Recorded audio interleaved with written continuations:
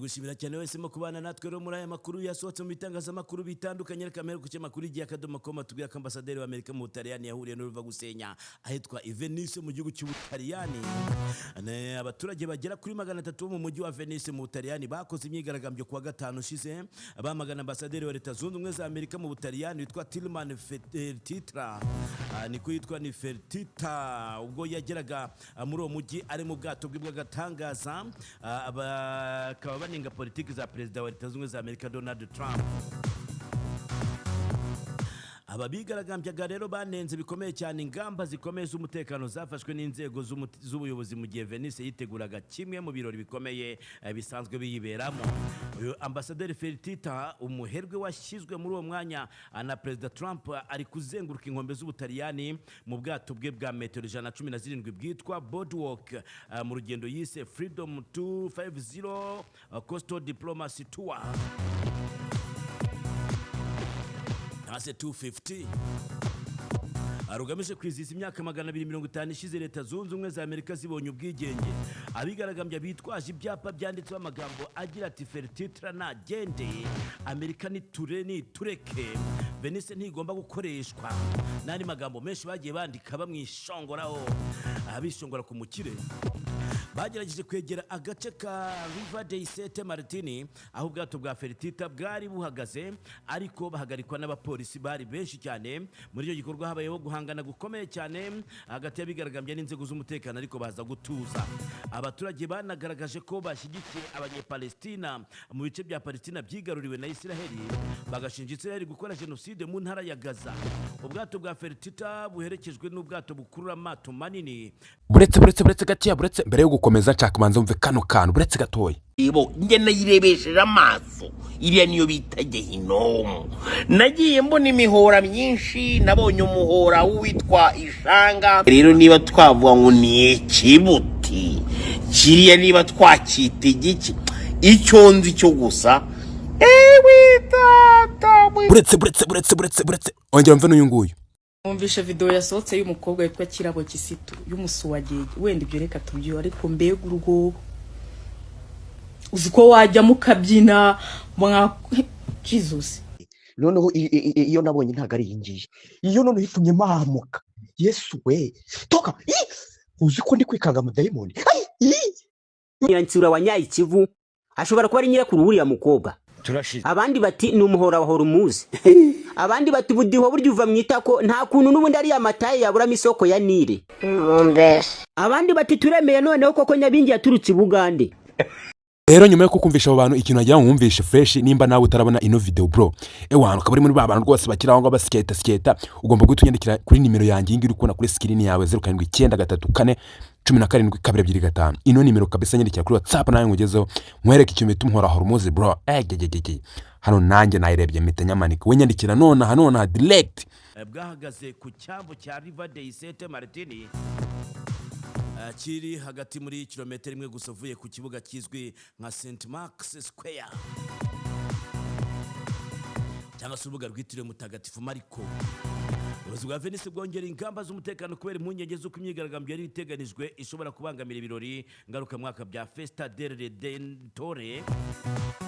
Ibirori kabimaze ibinyejana byinshi byizizwa mu kwibuka ihagarikwa ry'icyorezo cya Mugiga kigeze kwibasira uwo mujyi.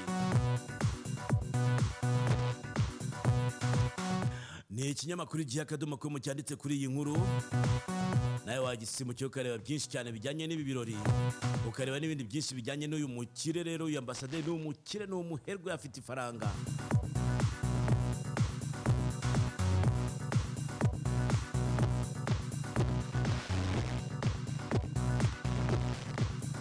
Urabizi ko Trump akunda gushyira ku buyobozi abakire bafite ifaranga, ko nawe ararifite kabisa.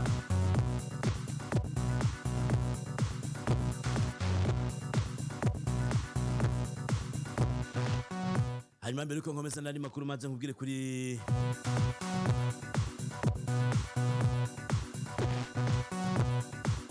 nkubwire kuri kandida library ishuri ryitwa Smart Spring Training Center.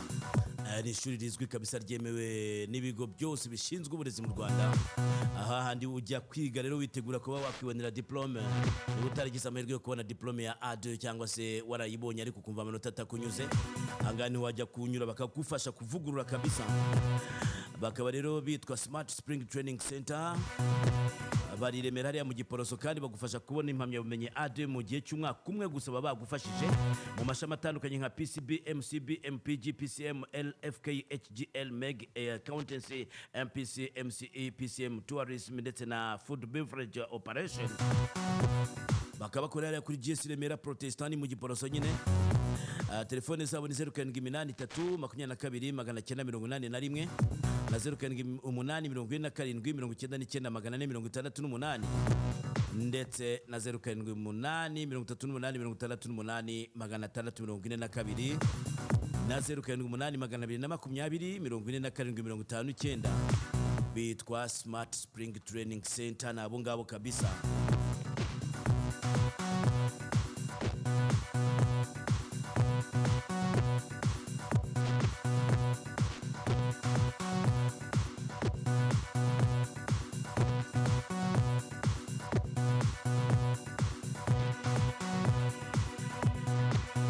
Sinabura kandi kubwira ko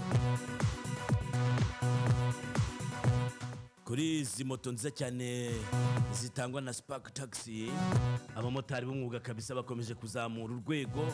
Bako Spark Taxi irabanza ikaguha amahugurwa yo gutwara izi moto z'amashanyarazi, ikanagura ku buryo kubyaza umusaruro amafaranga winjiza. Burya abamotari bari mu bantu binjiza amafaranga menshi cyane, ariko kandi bagusaba fotokopi y'irangamuntu, fotokopi y'uruhushya rwo gutwara ikinyabiziga kategori A ndetse n'icyangombwa cya koperative itwara abagenzi ubamo, ariko iyo utagifite baragufasha kukibona.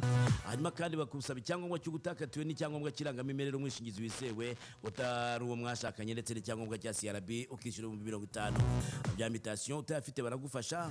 Iyi moto bayiguhana ubwishingizi. Ni ibitero byatangiye ku itegeko ryatanzwe na Perezida Donald Trump.